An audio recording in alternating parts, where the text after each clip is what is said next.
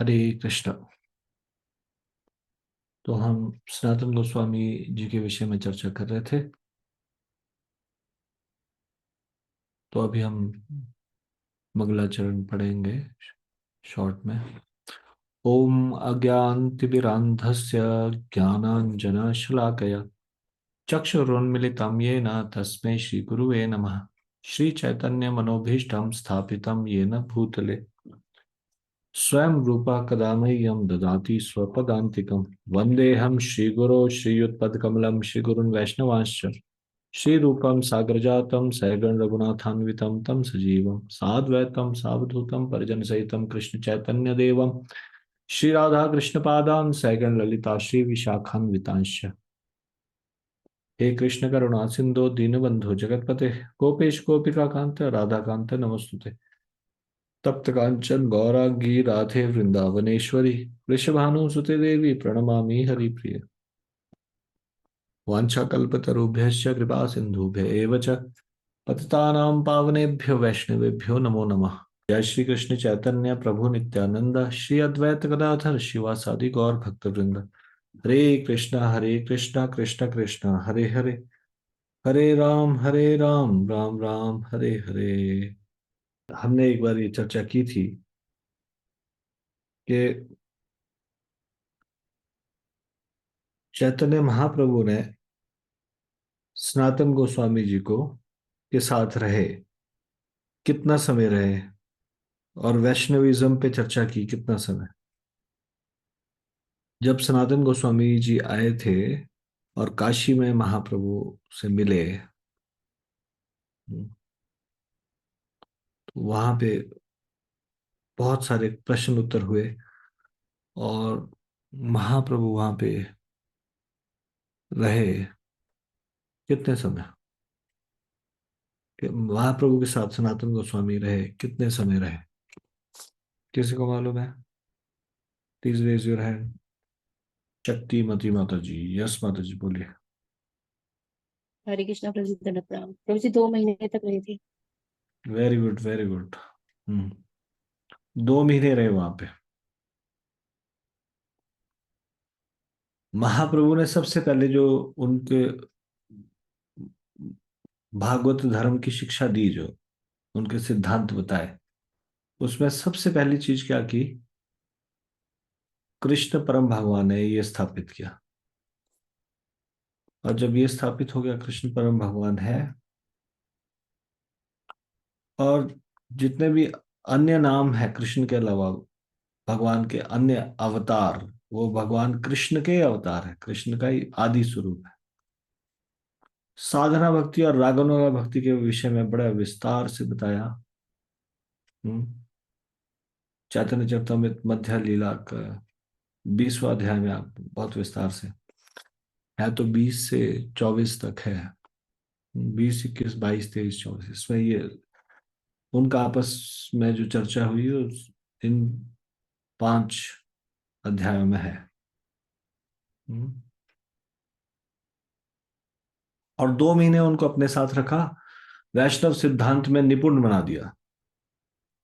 और फिर उसके बाद कहा कि हे सनातन, मैं तुम्हारे भाई रूप को प्रयाग में मिला था कुछ समय पहले, और मैंने उन्हें कृष्ण रस में निपुण बना दिया और वृंदावन में भेज दिया, ताकि वो अन्यों को इसका प्रचार कर सके। और अब मैं तुम्हें भी वृंदावन भेज रहा हूं, तुम्हें भी वृंदावन भेज रहा हूं, और मैं तुम्हें 4 महत्वपूर्ण सेवाएं दे रहा हूं। हम्म, कार्य दे रहा हूं। अब ये 4 महत्वपूर्ण कार्य क्या थे? कोई किसी को याद है? हमने चर्चा की थी। हम्म, 4 में से एक दो तो कोई भी बता देगा। हम्म, 4 महत्वपूर्ण कार्य क्या थे, बता सकते हो? सनातन गोस्वामी को 4 महत्वपूर्ण कार्य सौंपे। कालिंदी माता जी आप बोलिए। एक कार्य, पहला कार्य। हरे कृष्णा प्रभु जी, दंडवत प्रणाम। दंडवत प्रणाम। यस माता जी बोलिए।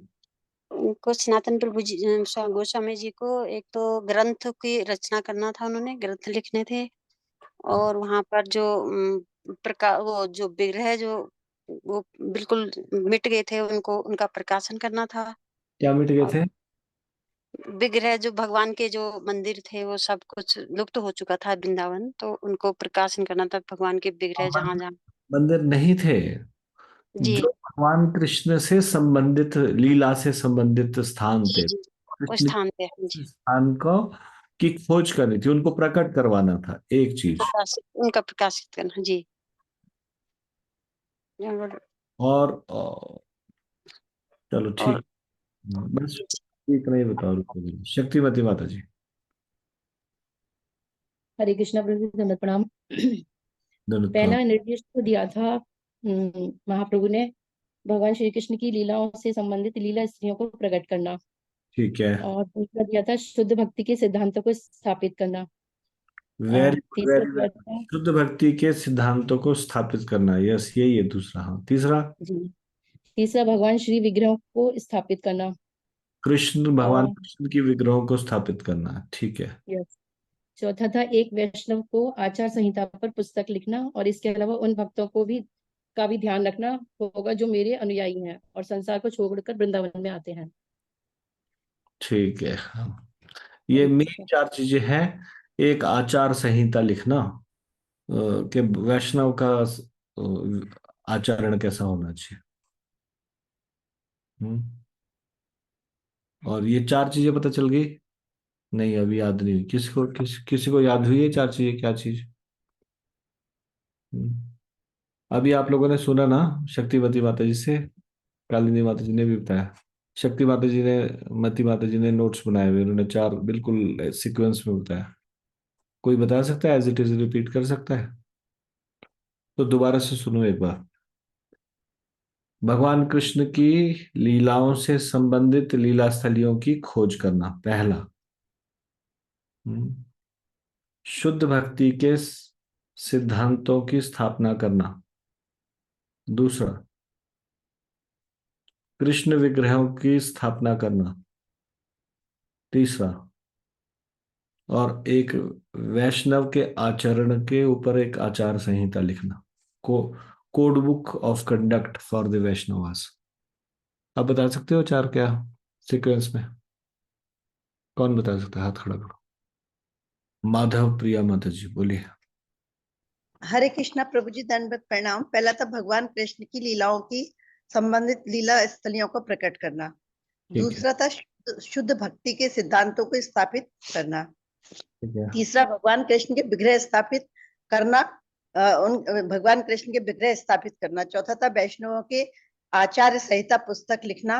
इसके अलावा उन भक्तों का ध्यान रखना जो मेरे अनुयायी हैं और मेरी ओर संसार छोड़कर वृंदावन आए हैं। हम्म।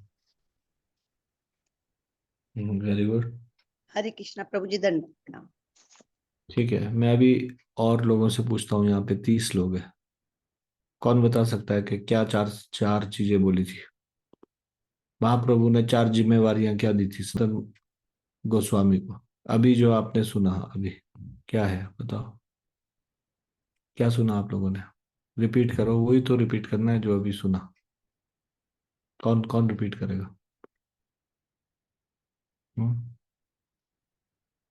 कौन रिपीट करेगा? एक एक पॉइंट बोलेंगे सब, चलो ठीक है। पहला पॉइंट, मोहिनी मोहन माता जी बोले। हरे कृष्ण प्रभु जी, दंडवत प्रणाम। हम्म। प्रभु जी, पहला था कि भगवान श्री कृष्ण से संबंधित लीला स्थलियों को प्रकट करना, लीला स्थलियों का पता लगाना। बस इतना ही बताओ अभी। चलो, उमा माता जी सेकंड। हरे कृष्ण प्रभु जी, प्रणाम। चलो बताओ। प्रभु जी, दूसरा था शुद्ध भक्ति का बारे में। क्या? शुद्ध भक्ति सिद्धांतों की स्थापना। शुद्ध भक्ति के सिद्धांतों की स्थापना करना। ठीक है। तीसरा, लज्जा गुप्ता माता जी।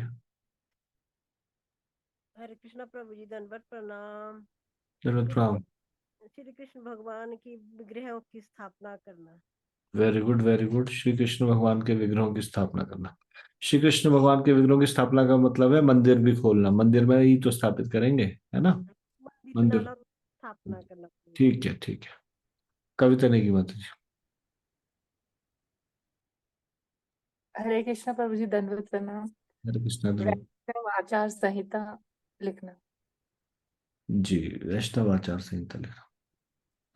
ये 4 काम चैतन्य महाप्रभु ने सौंपे सनातन गोस्वामी को।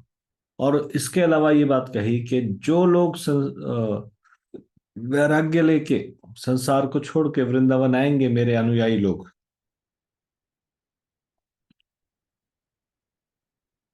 उनको गाइड करना। हम्म।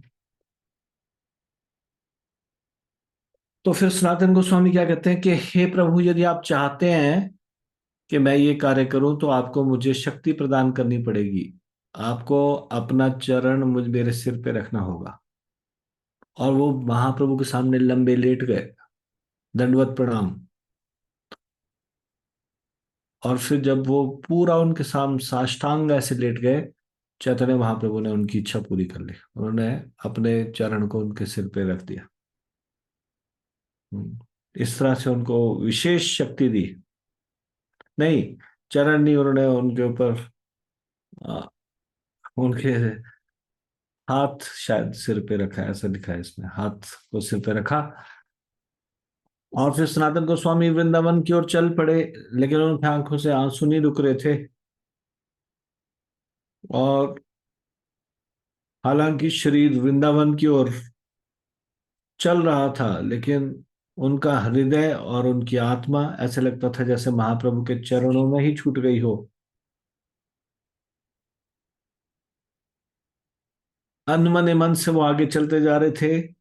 और हर एक कदम पे पीछे मुड़ के महाप्रभु के चरण, महाप्रभु के मुख कमल को देखते जा रहे थे। और जानते नहीं थे कि कब ऐसा समय आएगा जब महाप्रभु के दर्शन होंगे। और फिर महाप्रभु भी नीलाचल की ओर चल पड़ते हैं। दोनों, वो वृंदावन की ओर चले जाते हैं, वो नीलाचल की ओर चल पड़ते हैं। अब जब सनातन गोस्वामी जी पहुंच जाते हैं व्रज में, तो सबसे पहले वहां पे जो मिलते हैं, एक भक्त से मिलते हैं जिनको पहले ही, सबसे पहले महाप्रभु ने भेजा था। वो कोई बता सकता है कौन थे सबसे पहले, किसको भेजा था महाप्रभु ने? Any gas? महाप्रभु ने सबसे पहले किसी को भेजा था, उनसे मिलते हैं सबसे पहले। हम्म। किसी को कोई idea? Any gas, any gas? Radha Krishna सुधार प्रभु, हाँ जी बोलिए। हरे कृष्ण प्रभु जी, धन्यवाद प्रणाम। जरूरत प्रणाम। तो श्रीपाद रूप गोस्वामी को भेजा था सबसे पहले। सबसे पहले श्रीपाद रूप गोस्वामी को भेजा था? नहीं जी, उनसे पहले किसी को भेज चुके थे। सॉरी प्रभु जी, हरे कृष्ण। हम्म। किसी को आइडिया है? नहीं।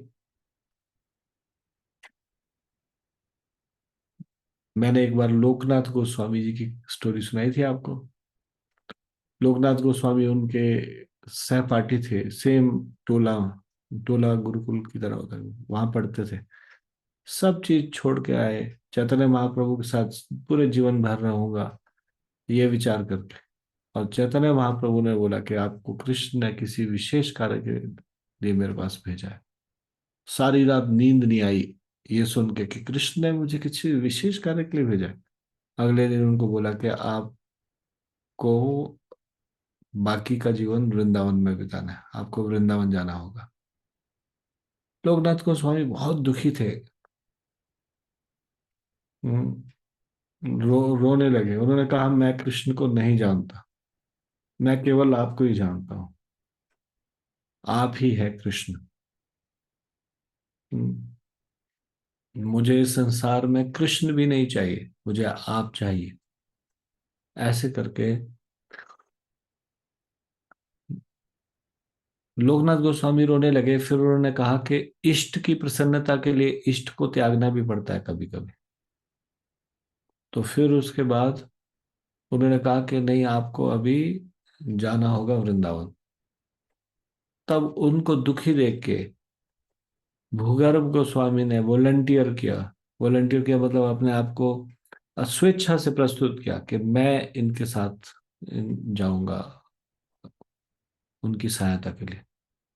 चैतन्य महाप्रभु बड़े खुश हुए। तो ये दो थे, सबसे पहले गए थे लोकनाथ गोस्वामी और भूगर्भ गोस्वामी। तो लोकनाथ गोस्वामी, भूगर्भ गोस्वामी और सुबुद्धि रॉय, ये वहां पे वृंदावन में थे, इनसे मिले। बल्कि इन सुबुद्धि रॉय से पहले मिले, और फिर उसके बाद लोकनाथ गोस्वामी और भूगर्भ गोस्वामी। महाप्रभु ने इनको पहले से व्रज में भेजा था।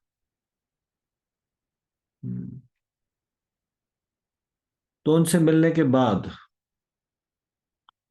वो जमुना के तट पे आ गए, यमुना नदी के तट पे वृंदावन में, और निर्जन स्थान पे रहने लगे, एकांत स्थान पे। अब मेरा आपसे प्रश्न है,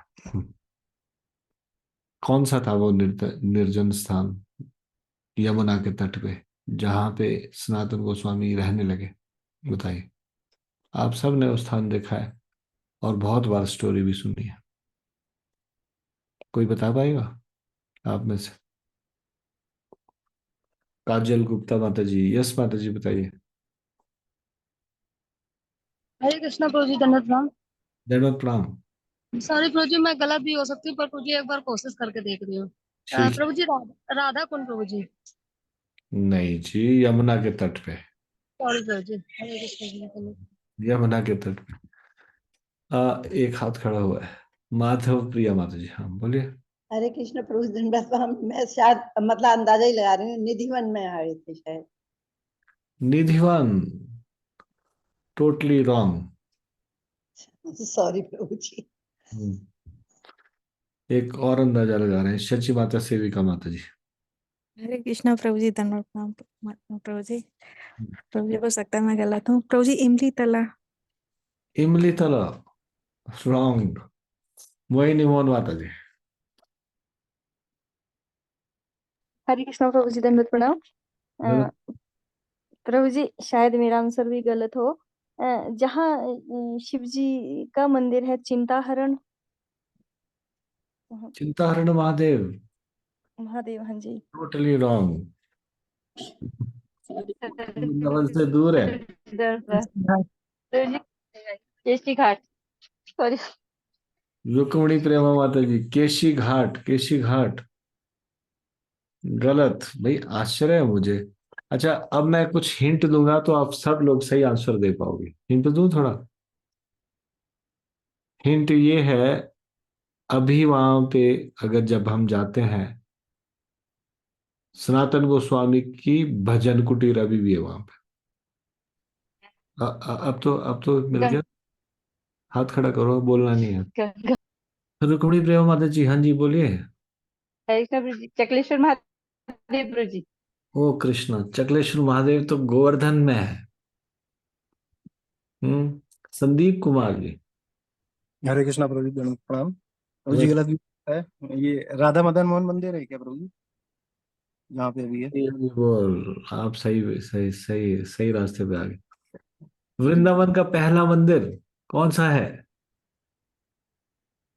राधा मदन मोहन जी का मंदिर, या जी मदन मोहन टेम्पल भी बोलते हैं। कहाँ पे है ये? परिक्रमा मार्ग में। जी बिल्कुल। बाकी लोगों को समझ में आया? परिक्रमा मार्ग में ऊंचा टीला है, जिसको वो जहाँ पे द्वादश आदित्य टीला भी है, देखा है आप लोगों ने कि नहीं देखा है? तो वहां पे मीठा कुआं का पानी भी है, और वहां पे सनातन गोस्वामी की भजन कुटीर भी है। बोलिए, देखा नहीं है आपने? यस प्रभु जी। हरे बोल प्रभु जी। तो इतना सिंपल सा आंसर नहीं दे पाए आप। तो उसके बाद वो एकांत स्थान में जमुना के तट पे वृंदावन में रहने लगे, आदित्य टीला पे, और अपने वैराग्य को और भजन को उन्होंने तीव्र कर दिया। वो अपने भजन में एब्जॉर्ब्ड रहते थे हमेशा। शरीर का कोई सुध बुद्धि नहीं रहता था। भूख प्यास इत्यादि कृष्ण में एब्जॉर्प्शन के कारण उसका सुध बुद्धि नहीं रहता था। उन्होंने एक तरह से भूख को जीत लिया था। वृंदावन में उस समय कोई आबादी नहीं थी, लोग नहीं रहते थे। मधुकरी करने के लिए यदि अगर जाना होता था तो मथुरा जाना पड़ता था। मथुरा में कुछ घर थे। वृंदावन तो जंगल था। वृंदावन में कोई मंदिर नहीं था। वृंदावन केवल वन था, वन। वहां कोई भी लोग नहीं रहते थे। अभी की तरह वृंदावन शहर नहीं था। तो वो इतना ज्यादा भजन में मग्न रहते थे, इतना ज्यादा एब्जॉर्ब रहते थे, इतना तल्लीन हो जाते थे, उनको भूख का पता ही नहीं चलता था। और मथुरा मधुकरी के लिए जाना, भोजन के लिए, कुछ मांगने के लिए, तो कई कई बार कई दिन तक उनके स्किप हो जाते थे, फिर कभी कभी चले जाते थे। और अगर कभी नहीं जाते थे, वहीं पत्तियां कुछ या कुछ वनस्पति कुछ खा ले, बाजार से ले, सॉरी, जंगल से ले लेते थे, और उसको थोड़ा सा बॉयल करते थे, और बिना नमक के वैसे ही खा जाते थे भगवान कृष्ण को अर्पित करने के बाद। और कभी कभी तो वो भी नहीं करते थे, और वो इतनी एक्सटेसी में रहते थे कि कभी भगवान का नाम का उच्चारण करते हुए जोर जोर से हंसने लग जाते थे, कभी नाचने लग जाते थे, कभी कभी भगवान से विरह का भाव होता था तो रोने लग जाते थे। लेकिन भूख और प्यास का उनको कभी ध्यान नहीं आता था। ऐसे कुछ समय बीता, फिर उनको ख्याल आया, महाप्रभु ने क्या आदेश दिया था। महाप्रभु ने आदेश दिया था लीला स्थलियों का खोज करना है, भगवान कृष्ण की लीला से संबंधित स्थानों को खोजना है। लोकनाथ गोस्वामी और भूगर्भ गोस्वामी ने पहले से ही ये कार्य शुरू कर दिया था, और कुछ कार्य किया था, कुछ कुछ स्थान को खोजा था। अब सनातन गोस्वामी भी इसी कार्य में लग गए। अब वो भगवान का नाम का उच्चारण करते करते वनों में जाते, और कभी पहाड़ी के स्थानों में जाते, और राधा रानी से प्रार्थना करते, हे राधा रानी, चैतन्य महाप्रभु के आदेश का मैं पालन कर सकूं, कृपया मेरी सहायता कीजिए भगवान कृष्ण की लीला स्थलियों को खोजने में। और फिर उन्होंने एक एक करके लीला स्थलियां खोजना शुरू किया, शास्त्रों के प्रमाण से और आध्यात्मिक अनुभव से। और जब कभी वो ऐसे लीला स्थलियों में पहुंचते तो उनके शरीर में विशेष प्रकार का एक भाव उत्पन्न होता, और उसकी लीला स्फूर्ति उनको होती। लीला स्फूर्ति होना मतलब उन लीलाओं का दर्शन करना वहां पे। राधा रानी की कृपा से ऐसा होने लगा, और फिर वो ऐसे उन्होंने लीला स्थलियों की खोज की। एक साल ऐसा बीत गया उनको वृंदावन में रहते हुए। एक साल वृंदावन में रहे, और उसके बाद सनातन गोस्वामी को महाप्रभु का बिछोह इतना असहनीय हो गया।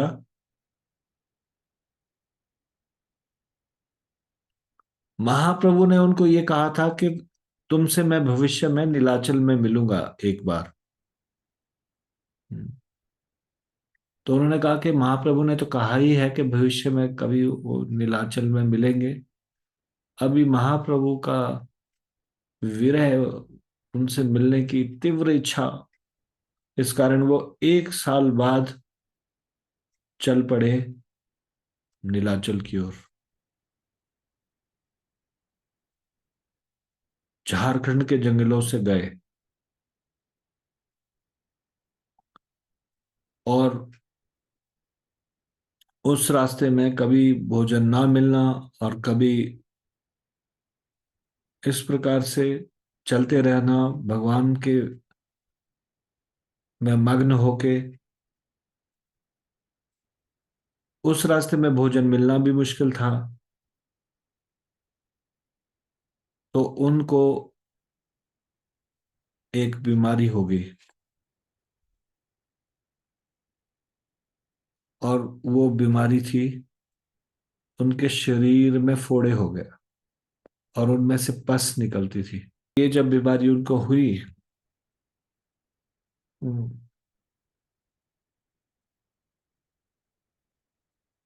तो वो अपने आप को प्रताड़ना में कहते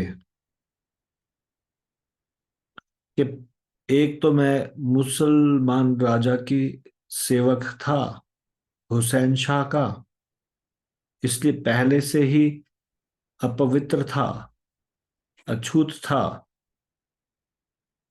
और मेरी अपवित्रता को बढ़ा दिया इस बीमारी ने।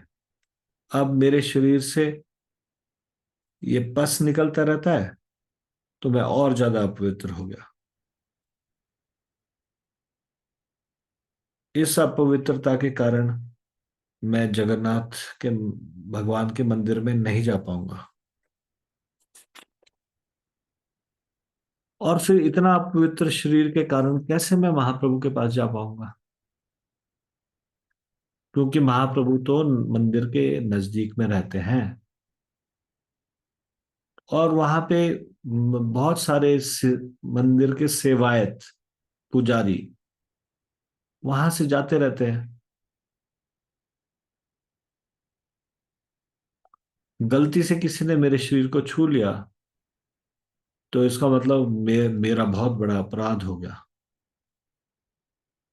हम्म, कि वो भगवान की सेवा में जा रहे हैं स्नान करके, नहा धो के, और मेरे शरीर से निकलने वाला पस और मेरा अपवित्र शरीर। तो इसलिए बेहतर यही होगा, अभी रथ यात्रा होगी और मैं अचानक से रथ के नीचे आ जाऊंगा, पहिए के नीचे, रथ यात्रा के समय में, और इस बीमारी से भी छुटकारा मिल जाएगा और जगन्नाथ जी के चरणों को भी प्राप्त कर लूंगा। ऐसा उन्होंने मन में निश्चय कर लिया, ये ठाना, और नीलाचल पहुंच गए। अब उन्होंने सोचा कि वो नीलाचल में कहाँ रहे, तो नीलाचल में थोड़ा दूरी में अपने आप को अछूत समझते हुए ठाकुर हरिदास जी रहते थे, जो अपने आप को निम्न और अछूत समझते थे। और वो उस शहर के या जगन्नाथपुरी के एक कोने में, एक जगह में, एक घास फूस की कुटिया बना के रहते थे। कभी भी वो महाप्रभु के पास नहीं जाते थे, कभी भी वो मंदिर नहीं जाते थे। उनको भी यही डर लगा रहता था, कोई उनको छू ना ले और कोई उनके छूने से अपवित्र ना हो जाए। महाप्रभु, क्योंकि वो महाप्रभु के पास नहीं आते थे, इसलिए महाप्रभु स्वयं जाते थे। पहले जगन्नाथ जी का दर्शन करते थे, सुबह सुबह मंदिर जाते थे, जगन्नाथ मंदिर, जगन्नाथ भगवान का दर्शन करने के बाद अपने बहुत प्रिय सेवक हरिदास के पास जाते थे प्रतिदिन। हरिदास को अपना दर्शन देने के लिए। तो सनातन गोस्वामी पहुंचते हैं हरिदास ठाकुर की कुटी में, और जब वो पहुंचते हैं उसके थोड़ी देर बाद महाप्रभु भी पहुंच जाते हैं। जगन्नाथ जी का दर्शन करने के बाद सनातन गोस्वामी साष्टांग प्रणाम करते हैं, दंडवत करते हैं दूरी से। महाप्रभु के प्रसन्नता का ठिकाना नहीं रहता, महाप्रभु बहुत खुश हो जाते हैं और एकदम से अपनी बाजुओं को खोल के दौड़ के जाते हैं, उन्हें ऊपर उठाते हैं और उनको एकदम गले से लगा लेते हैं। सनातन गोस्वामी पीछे हटना चाहते हैं। वो कहते हैं, हे प्रभु मुझे मत छुओ, मैं पापी हूं, मैं निम्न हूं, अछूत हूं। मैंने अपनी मैं अपनी जाति से गिर गया हूं एक मुसलमान राजा की सेवा करने के कारण।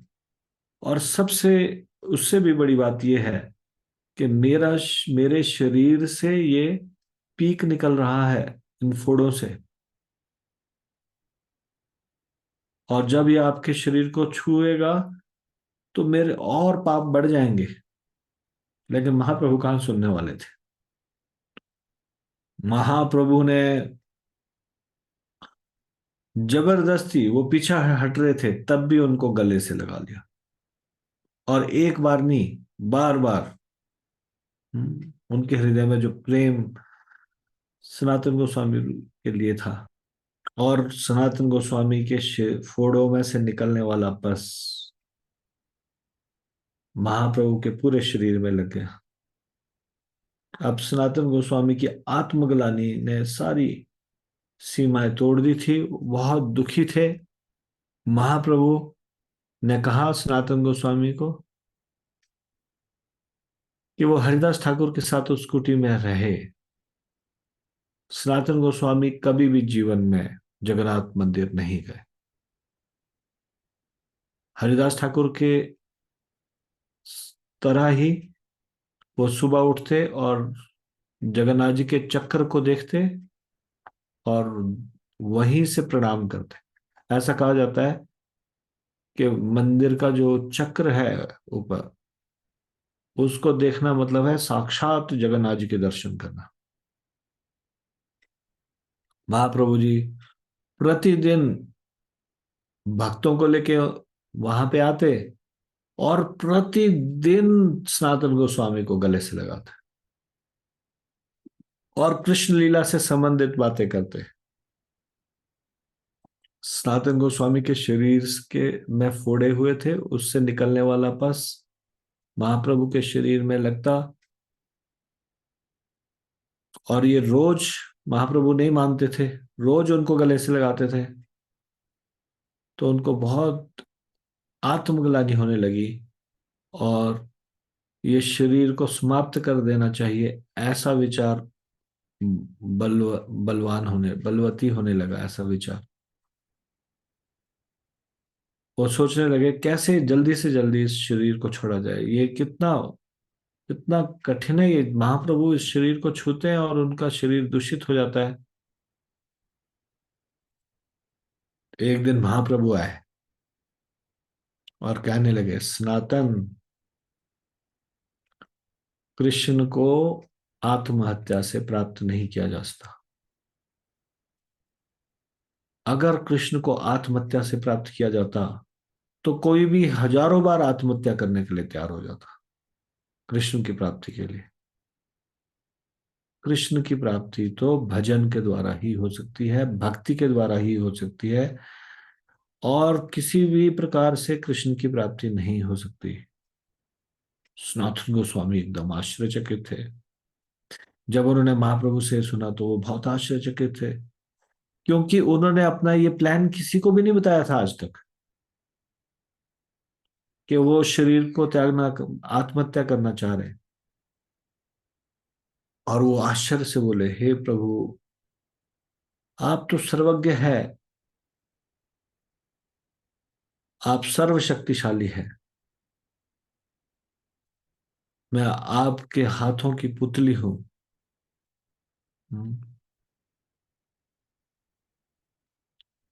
मैं वैसे नाचूंगा जैसे आप मुझे नचाओगे, लेकिन मुझे समझ में नहीं आता मेरा जैसा एक निम्न से पापी व्यक्ति का इस संसार में जीवित रह के क्या लाभ है।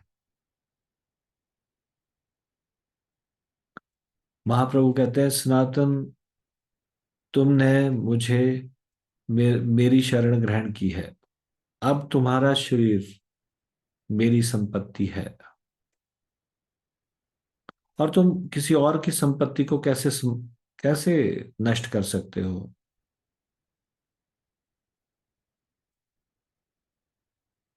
क्या तुम्हें एक सामान्य नैतिक बात भी मालूम नहीं कि किसी और की संपत्ति को नष्ट नहीं किया जा सकता? किस प्रकार के व्यक्ति हो तुम? तुम्हारा शरीर एक माध्यम है जिसके जिसके द्वारा मैं इस संसार में बहुत सारी चीजें पूरी करवाना चाहता हूं। वृंदावन मुझे बहुत बहुत प्रिय है। मैं वृंदावन की महानता को फिर से प्रकट करवाना चाहता हूँ, लीला स्थलियों को प्रकट कराना चाहता हूँ। मैं खुद से ये नहीं कर सकता, क्योंकि मेरी माँ का आदेश है कि जब तक मैं जीवित रहूं तब तक मैं नीलाचल में रहूं। तो मैं नीलाचल में रहूंगा माँ के आदेश के कारण, लेकिन वृंदावन में ये कार्य मैं तुम्हारे द्वारा करवाऊंगा। मैं साथ में ये भी चाहता हूं कि तुम कृष्ण भक्ति का प्रचार करो, और भी अन्य कार्य करो, और जिस शरीर के द्वारा ये कार्य किए जाएंगे तुम उसी को नष्ट करना चाहते हो। सनातन गोस्वामी ने शर्म से सिर झुका दिया, और सनातन गोस्वामी ने आत्महत्या का विचार भी अपने हृदय से निकाल दिया। और फिर शीघ्र ही जगन्नाथ जी की रथ यात्रा का समय आ गया, और हर साल की भांति बहुत सारे भक्त बंगाल से जगन्नाथपुरी आए। ये सारे भक्त लोग महाप्रभु से मिलने आते थे।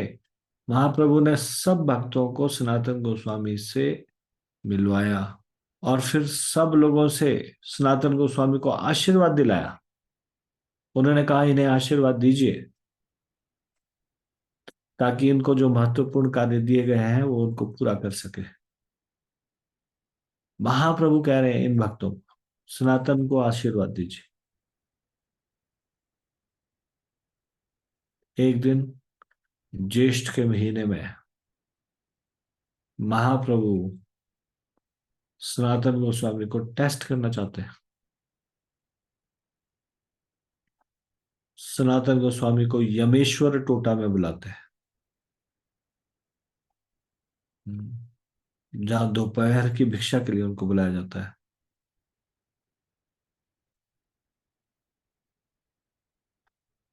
सनातन गोस्वामी बहुत प्रसन्न थे, क्योंकि उनको महाप्रभु के द्वारा बुलाया गया था, और वो समुद्र के तट वाले रास्ते से आए। और ये समुद्र रेत इतनी गर्म थी जितना कि अग्नि, दोपहर के समय में। और उनके पैर जल गए, उनके पैरों में फफोले आ गए। परंतु वो इतने प्रसन्न थे महाप्रभु से मिलने के लिए कि उनको इस चीज का जरा भी ख्याल नहीं था कि उनके पैर जल रहे हैं। महाप्रभु के सेवक गोविंद ने उनको महाप्रभु का महाप्रसाद दिया, जो महाप्रभु का उच्छिष्ट था, उनके द्वारा खाया गया था। वो उच्छिष्ट खाने के बाद वो गए जहां पे महाप्रभु अ, विश्राम कर रहे थे।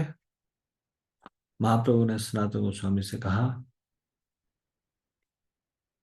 सनातन तुम कौन से रास्ते से आए? तो उन्होंने कहा कि मैं तो समुद्र के तट वाले रास्ते से आया। और फिर उन्होंने बोला, महाप्रभु ने कहा क्या तुम समुद्र के तट वाले रास्ते से आए, इतनी गर्म रेत वाले रास्ते से? तुम एक सुरक्षित रास्ते से, सिंह द्वार वाले रास्ते से क्यों नहीं आए? तुम्हारे पैर जल गए होंगे, तुम कैसे आए? उस्ताद गोस्वामी ने कहा कि मुझे कोई कष्ट नहीं हुआ, मुझे इन फफोलों का कोई पता नहीं। महाप्रभु ने कहा तुम्हारे पैर जल गए होंगे, फफोले पड़ गए होंगे। उन्होंने बोला मुझे इन फफोलों का कोई पता नहीं चला, मैं सिंह द्वार के रास्ते से नहीं आ सकता, क्योंकि वहां पे उस रास्ते में जगन्नाथ जी के पुजारी लोग चलते हैं। क्या ये मैं अपराध नहीं करूंगा अगर उनमें से कोई व्यक्ति मुझे छू ले? महाप्रभु ये सुन के बहुत खुश हुए और कहने लगे, सनातन, मैं जानता हूं तुम्हारे अंदर शक्ति है कि तुम पूरे संसार को पवित्र कर सकते हो, पूरे ब्रह्मांड को पवित्र कर सकते हो। यहां तक कि देवता भी तुम्हारे छूने से पवित्र हो जाएंगे। परंतु ये भक्तों का स्वभाव है कि वो मर्यादा का ध्यान रखते हैं, और तुम जैसे शुद्ध भक्त अगर मर्यादा का ध्यान नहीं रखेंगे तो और कौन रखेगा?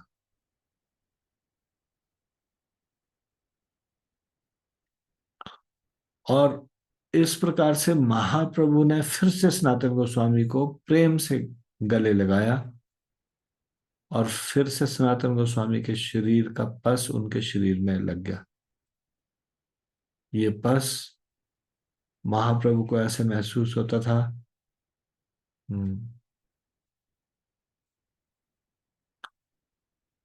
जैसे कि चंदन का लेप लगाया जा रहा हो। तो महाप्रभु का शरीर में ये आभूषण की तरह ये पस लग गया। पंडित जगदानंद जी महाप्रभु के बहुत क्लोज और डीरेस्ट कंपेनियन थे, मतलब उनके बहुत सबसे आत्मीय मित्र थे। वो कुछ समय के लिए बंगाल गए थे।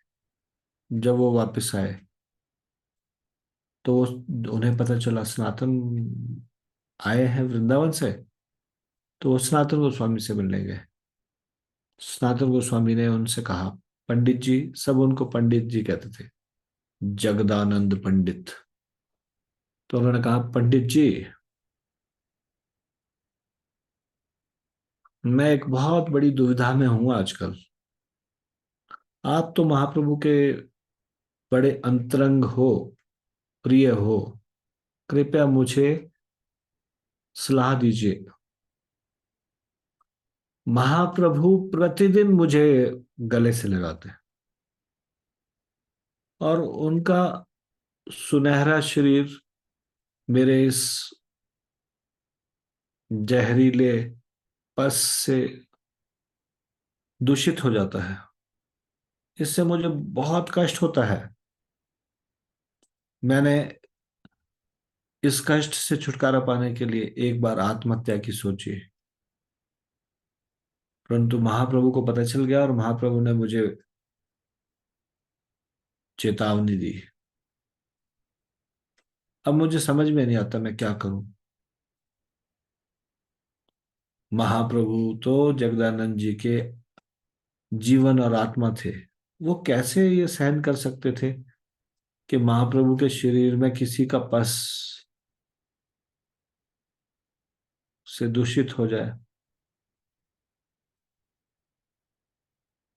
ये सुन के उनका पूरा शरीर एकदम से कांप उठा। उन्होंने कहा, सनातन, सबसे आसान तरीका ये है इस दुविधा से छुटकारा पाने का, कि जब ये रथ यात्रा पूरी हो जाएगी, वापिस जगन्नाथ जी का रथ आ जाएगा, उसके बाद तुम जितना जल्दी हो सके उतना जल्दी वृंदावन लौट जाओ। अब तुम महाप्रभु से मिल लिए हो, अभी रथ यात्रा के दिन तुम जगन्नाथ जी के दर्शन कर लोगे।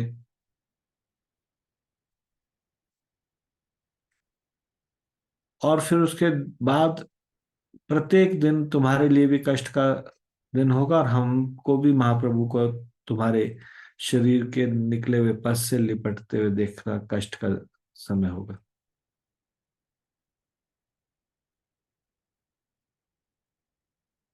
और महाप्रभु ने तुम्हें कुछ वृंदावन में कार्य भी दिया है, वो भी पूरा करना है। उस पे भी तुम्हें पूरा ध्यान लगाना होगा। अगले दिन महाप्रभु जब हरिदास ठाकुर और सनातन गोस्वामी से मिलने आए, हरिदास ने प्रणाम किया और चैतन्य महाप्रभु ने हरिदास ठाकुर को गले से लगाया, और सनातन गोस्वामी ने प्रतिदिन की तरह थोड़ा दूरी से प्रणाम किया, और महाप्रभु ने भी प्रतिदिन की तरह आगे जाके उनको गले से लगा लिया। वो पीछे हट रहे थे महाप्रभु से बचने के लिए, लेकिन महाप्रभु ने उनको पकड़ लिया और हृदय से लगा लिया। महाप्रभु उन दोनों के साथ फिर बैठ गए, और सनातन गोस्वामी हाथ जोड़ के बोलने लगे, महाप्रभु मैं बहुत ज्यादा दुखी हूँ, दुविधा में हूँ। मैं तो आत्मकल्याण के लिए यहाँ आया था, लेकिन यहाँ जो हो रहा है वो बिल्कुल उल्टा है। प्रतिदिन मेरे शरीर का पस आपके शरीर में लिपट जाता है, और ये दुर्गंध युक्त शरीर से निकलने वाला पीक है, जिसको आप जरा भी घृणा नहीं करते, परंतु इससे मेरे हृदय में बड़ी पीड़ा होती है, और ये अपराध मुझसे प्रतिदिन हो रहा है।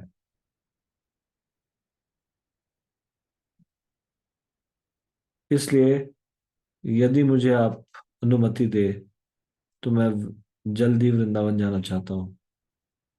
और पंडित जगदानंद जी ने भी मुझे यही सलाह दी है। महाप्रभु ये सुन के एकदम से क्रोध में आ गए जगदानंद के प्रति। उनका चेहरा लाल हो गया और वो कहने लगे, जगा जगा है दुष्ट, जगा तुम्हें सलाह देगा जो कि हर तरह से हर प्रकार से, चाहे भौतिक हो चाहे आध्यात्मिक, जो उसके गुरु के समान हो उसको वह सलाह देगा। जगदानंद की इतनी हिम्मत, इतना दंभ और अभिमान आ गया है जगदानंद में।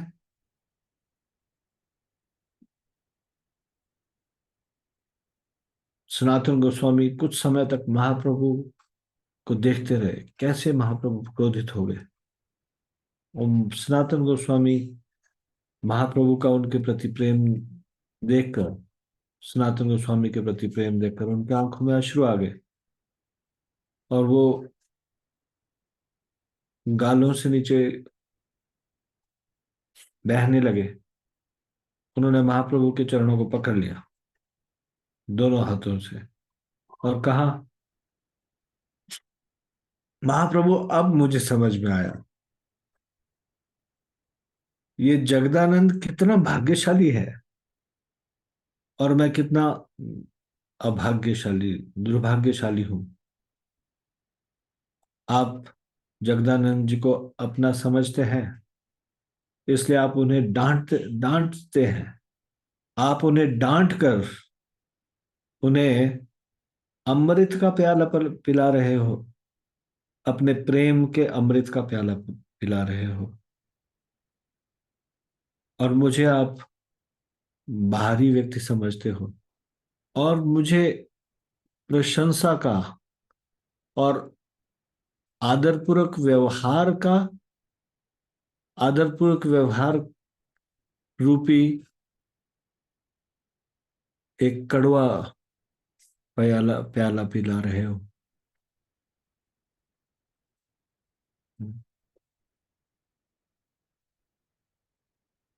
महाप्रभु कहते हैं, सनातन ऐसा मत कहो, जगदानंद मुझे उतना प्रिय नहीं जितना कि तुम।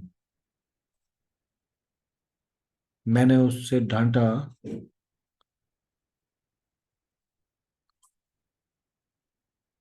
क्योंकि मुझे ये पसंद नहीं कि कोई भी मर्यादा का उल्लंघन करे और जो आदर मिलना चाहिए वो आदर ना दे। तुम जैसे व्यक्ति को परामर्श देकर, तुम जैसे व्यक्ति जो कि शास्त्रों में निपुण है और जो कि अन्य व्यक्तियों से ज्यादा जानता है क्या सही है क्या गलत, क्या अच्छा है क्या बुरा, तो उन्होंने इस प्रकार के व्यवहार से तुम्हारे प्रति अनादर दिखाया।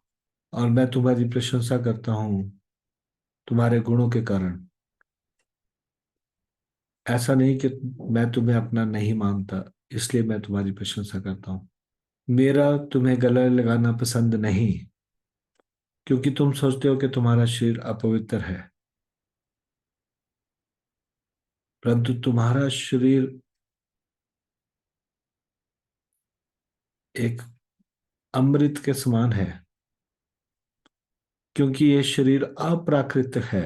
अप्राकृत मतलब दिव्य।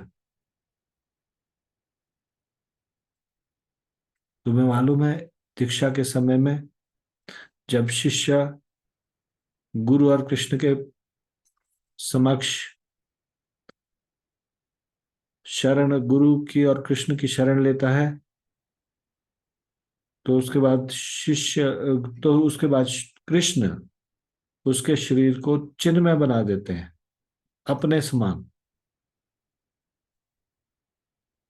और फिर इस चिन्हमय शरीर के साथ वो साधना करना शुरू करता है। तो मैं तुम्हें बता नहीं सकता मुझे कितनी प्रसन्नता होती है तुम्हें हृदय से लगाने पर। इसलिए तुम्हें ये नहीं सोचना चाहिए कि तुम कोई अपराध कर रहे हो, या तुम्हें कोई अपराध लग रहा है मेरे शरीर से छूने से।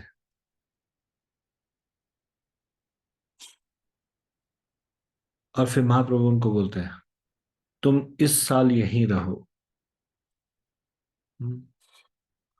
कोई किसी भी प्रकार की चिंता मत करो, और मुझे ये प्रसन्नता दो जो मुझे तुम्हारे संग से मिलती है। इस साल के अंत में मैं तुम्हें वृंदावन भेज दूंगा। और ऐसा कह के महाप्रभु ने फिर से उनको गले लगा लिया।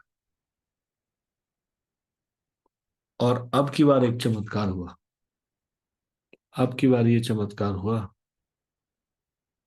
कि जैसे ही उन्होंने उनको गले लगाया, सनातन गोस्वामी का पूरा वो कोड़े का बीमारी, वो शरीर का पस निकलना, वो सब गायब हो गया उसी समय।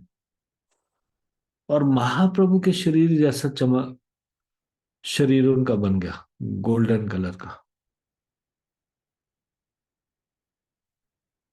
महाप्रभु ने उनको अपने साथ रखा डोल यात्रा उत्सव तक। डोल यात्रा उत्सव है जब होली होती है, और उसके बाद उनको वृंदावन भेज दिया। और इस बीच में उनके साथ बहुत सारे आध्यात्मिक विषयों पर चर्चा की, और वो जो कुछ चीजें छूट गई थी 2 महीने में ही उनको शिक्षा दे पाए थे तो वाराणसी में। तो वो जो शिक्षाएं उस समय छूट गई थी वो शिक्षाएं उन्होंने उनको प्रदान की। आज हम यहीं तक चर्चा करेंगे। इससे आगे की चर्चा हम कल करेंगे। षड हरे गोस्वामी कृष्ण। की जय। श्रील सनातन गोस्वामी की जय, शिल प्रपाद की जय, निताई गौर प्रेमानंदे, हरि हरि बोल।